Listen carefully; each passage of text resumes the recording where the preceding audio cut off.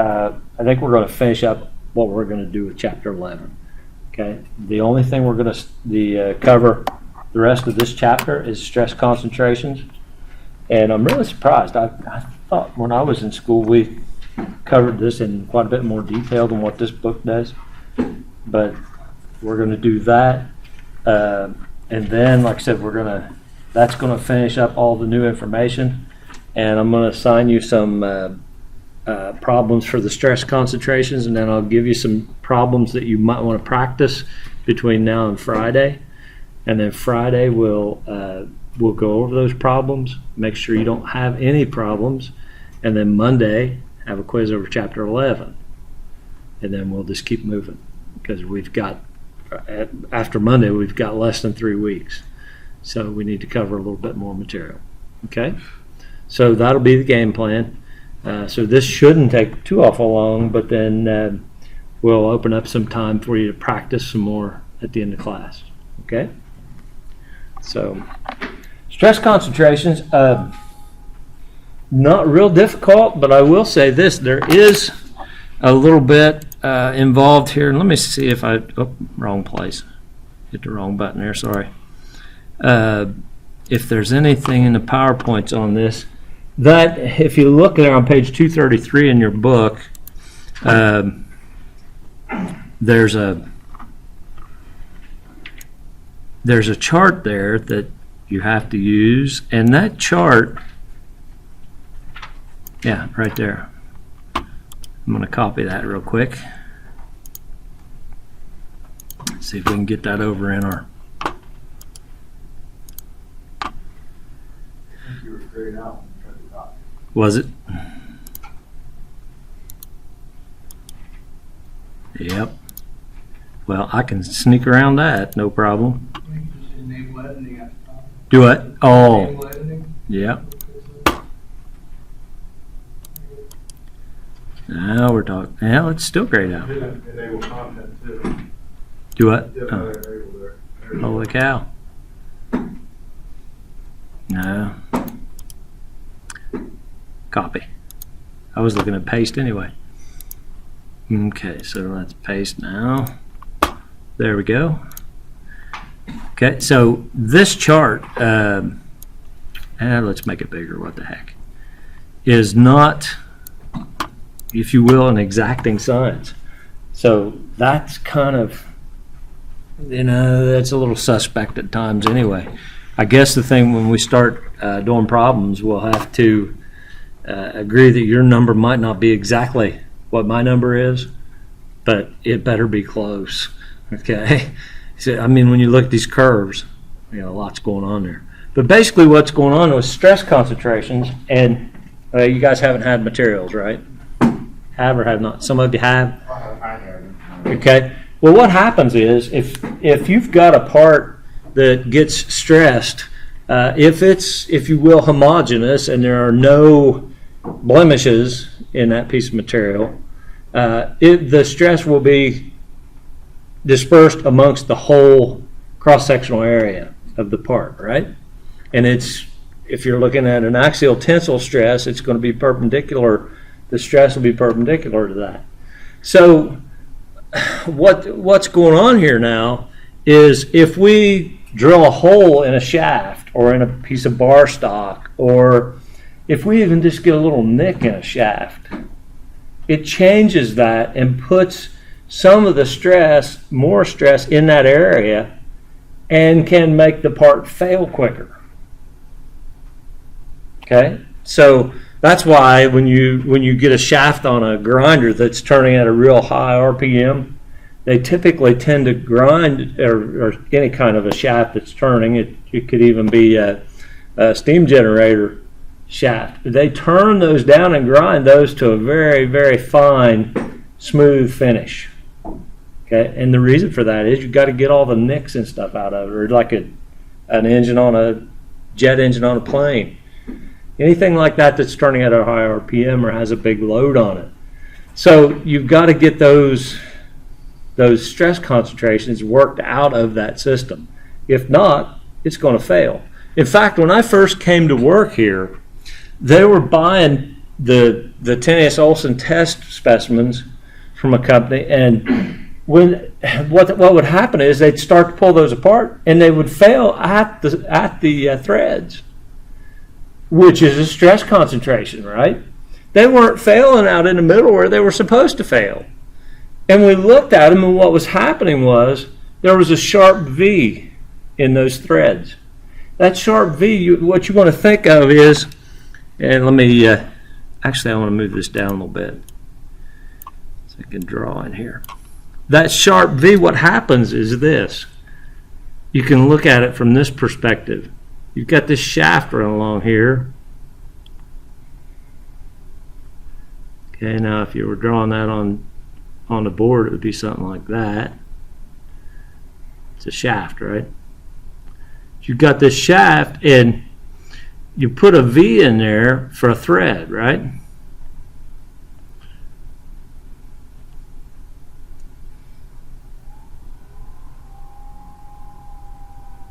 Oh, that doesn't look too bad, really. I'm kind of impressed with my skills this morning are right up there with the best of them. Well, what happens is, what you can think of that is, this is all drawing that down into this area, and that's where it's going to fail.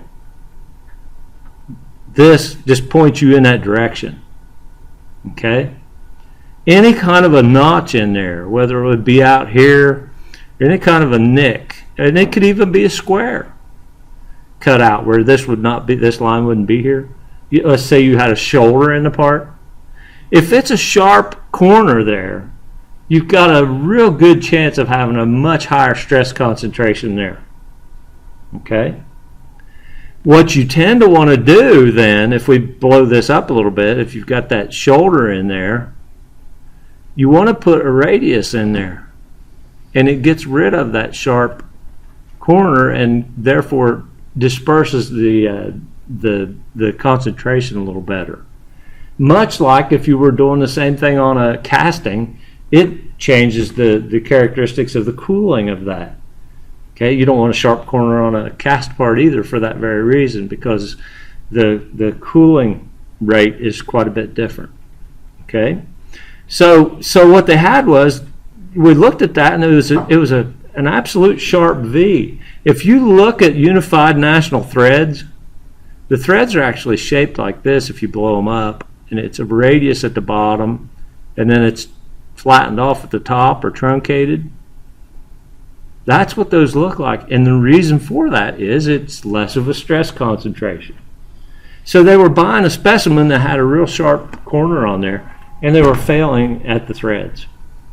And that was the only reason you could really point to as to why they were doing that. Okay, so unified threads tend to look like that. That's the reason for it. So you've got three situations here that you're looking at. You can have a part, whether it be flat or round, that has a hole drilled in it. And I don't know, for the life of me, I don't know why when they did this, they didn't change that color to white, because that's supposed to represent a hole in the piece. Okay. Then you've also got an area that's actually got like a groove in it. And if this was a round piece, you can absolutely have a groove there. And in a case of a shaft, what you're going to be dealing with when you're looking at shafts in machine design, you have to have a groove in there to have a retaining ring. That's going to be a situation you'll look at, and you're going to have to make sure and get a well-rounded corner on there. And then you'll have to go to these charts and help to find out what kind of stresses you're going to be putting on these shafts, which then in turn you could use that to figure out what kind of shear you're going to have going on there too. So that's what we're looking at, and that could be, now in this case, this is actually a radius groove. Okay, and there are other cases. That's what I don't quite understand. I looked at my old book, and there are like 5 or 6 different cases you can deal with, and this book only covers 3 of them. But I guess the other part of that is it's kind of like CAD. I can show you 10 different ways to do something, and there are 10 different ways to do it, but once you master a couple of them, the other ones become a little easier, or even 10 different CAD softwares. Once you learn how to do certain things, You just have to go find the right buttons. Well, the same thing would occur here. If we can do these three, then we could do a square cornered type groove and or whatever type you want to deal with. So it's just a matter of using a different chart for that matter. Okay? The charts are already developed, so you don't have to worry about that. They've been tested and proven. Excuse me. So that's pretty cool. So we've got the hole, we've got this radius groove, and then we've got a situation where you just neck down into a different size. In this case, it could be a diameter, but you're going from one diameter down to a smaller diameter, and you've got a radius involved there. You better have a radius involved there or you're going to get failure for sure. Okay? So what we're looking at then, in this chart, you're going to have some different things going on here. You have this, if I can find my mouse again, this K value over here. Well, where's that K value used? And of course, then we've got this R over D. That's the one you're going to have to use the picture up here to calculate what R over D is, and then you'll follow whatever value you've got for R over D up to the type of curve you've got, and then you'll find out what the K value is for that. Well, now, so what does the K value do for me? Well, if you look there on page 233, you'll see a formula that looks like this. If I can get the max shear, or max stress, sorry. The max stress for these types of situation equals the K value times the force over the area, and note that says net, because you have to subtract out the hole or the grooves or the difference here. Okay? So I have to use that K value in there, and then that will tell me what the max stress is on that, depending on what type of a situation you've got occurring. That's what the max stress is, that the part can handle, or the stress that's actually on it? That's on it. That's on Yeah, as far as what the max stress that you can that part can handle, you'd have to go back in your appendix and find out what that would be, right? And then you have to compare the two to see if you're going to have failure or not. So yeah, you've got different situations going on. You've got to find out, okay, well, what is my max stress if I put this type of load on it? Well, then you have to decide what kind of material you're going to use, and you might even have to use that as a reason for what kind of material do I want to use and what shape. And again, when you start dealing with the shear or the strain, so you've got a lot of things going on there as to, well, which am I going to pick? Well, then if you pick something and you go back and check it for all these other situations, if it doesn't work, then you either have to beef it up or change your cross-sectional type that you're dealing with. It might be a case where, well, okay, I was going to use a piece of round bar, solid round bar, right? But in reality, that tubular piece that's got a larger diameter might be a much better pick for that. For several reasons, it might, and then we're going to talk about torsional shear later on. It might hold up to that better. It might actually be lighter.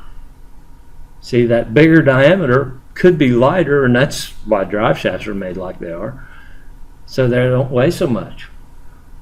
That's because typically engineers types try to over design something, and so we had to be careful of that.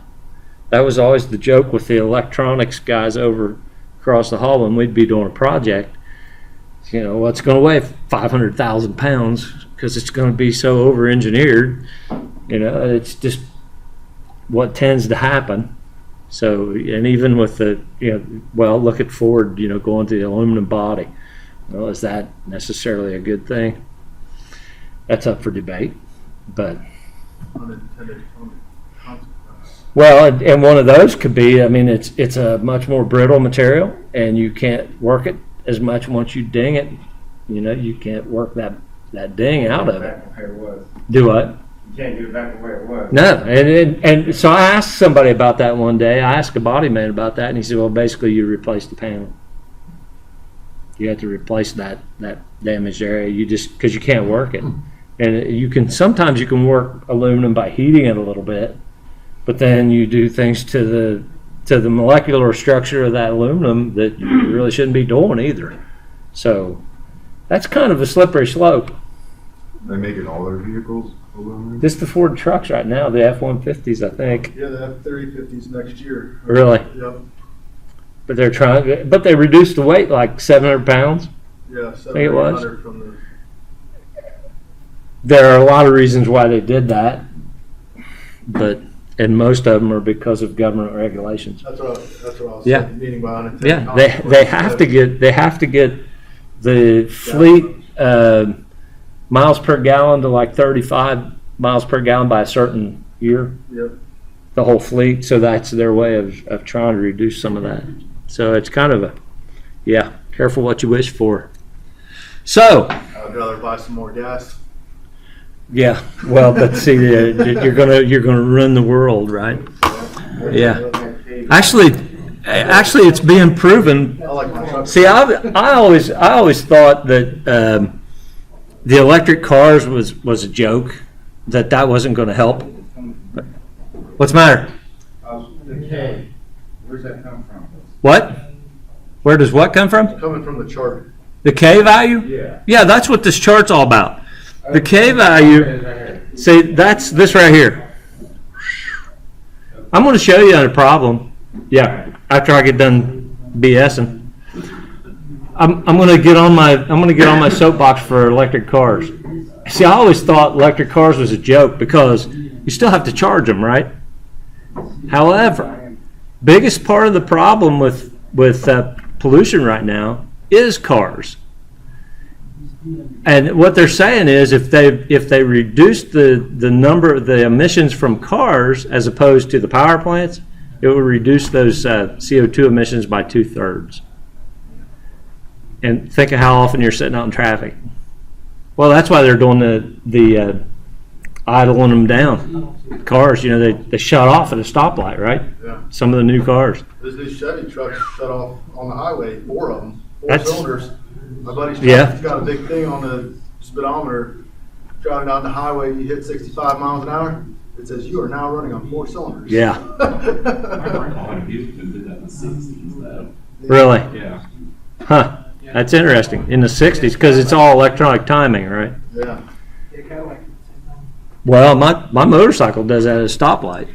Really? Yeah. If you get too much heat in the oil, it shuts off the back cylinder Huh. so that the rider doesn't get all the heat. Yeah. You can have it either way. I mean, you can set it. Hurry, hurry. So that R of lowercase d, that is R, is that R, Right. This would equal R, R. Yeah. and how that lowercase d is there, that is uppercase d is there, and again, lowercase d is usually same thing or different. Say lowercase d and uppercase d is the same picture. They're two different things now. Lowercase d and uppercase d are two different things. And all we have to deal with right now is the lowercase d. Okay? In some situations, you're going to be given this d value and this d value here, and you have to figure out the difference between the two. So you'll see it in an example. I'm going to run over a couple of examples, and you'll see what's going on there. Okay? So don't panic just yet. I had to get on my soapbox for a couple minutes, and I'm back now. So you bought a Tesla? Is that what you're saying? No, I'd like to buy one. I rode in one. They are bad news. They are. My buddy just bought one. I don't think I'd want to trust one in autopilot, though. There's too many people already been killed with that. Bunch of little Screw that. Do what? Only one, actually. I just heard of another one the other day. Yeah.